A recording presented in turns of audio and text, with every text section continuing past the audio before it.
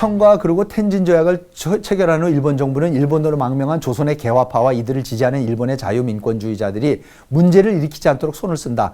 김옥균, 박영효 등 친일 개화파들이 치토세마루로 일본에 망명하고자 나가사키에 도착하자 정부는 아무도 이들을 마중하지 않았다. 김옥균 등은 후카자와 유키치에게로 가 자신들을 의탁한다. 일본 정부가 냉대하자 박영효, 서광범, 서재필 등은 일본을 떠나 미국 망명길에 오르고 김옥균만 일본에 남는다.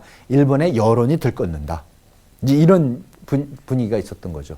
이런 상황에서 1885년 11월 23일 오사카 사건이 터진다. 오이 겐타로와 고바야시 구스오 등 자유민권운동 지도자들이 오사카 호텔에서 경찰에 구속된다. 구속 사유는 이들이 군사를 이끌고 조선으로 건너가 김옥균, 박영효 등 친일 개화파들이 권력을 잡도록 돕고자 했다는 것이었다.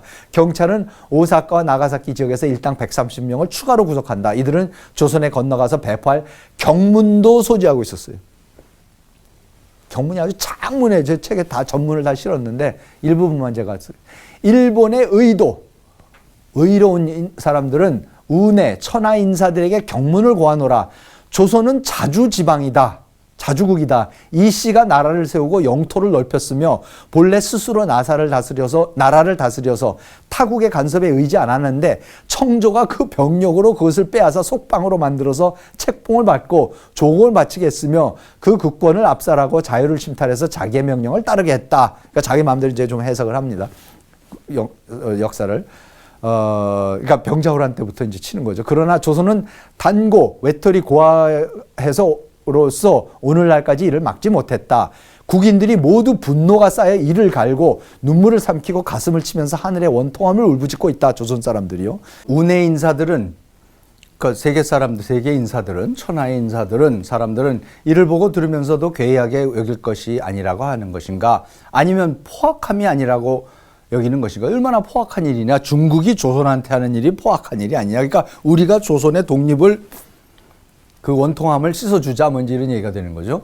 우리는 항상 자유대의로 천하에 섰으니 통분하고 강개하지 않을 수 없다. 청의 포악함을 미워할 만하고 조선의 실정을 불쌍히 여길 만하도다. 우리는 천명에 순응해서 이제 천리가 되어 청의 죄를 다 드러내고 하늘을 대신해서 위험을 떨쳐서 조선의 선업을 회복해서 자주지방으로 만들고자 한다. 이로써 청나라 사람의 굴레를 벗어나고 그 포악한 종족을 끊어서 구미 문명의 교화를 전파하는 것이 참으로 조선 국왕의 마음이요 조선 국민의 마음이다라는 식으로 얘기를 해서 이제 건너가자는 겁니다.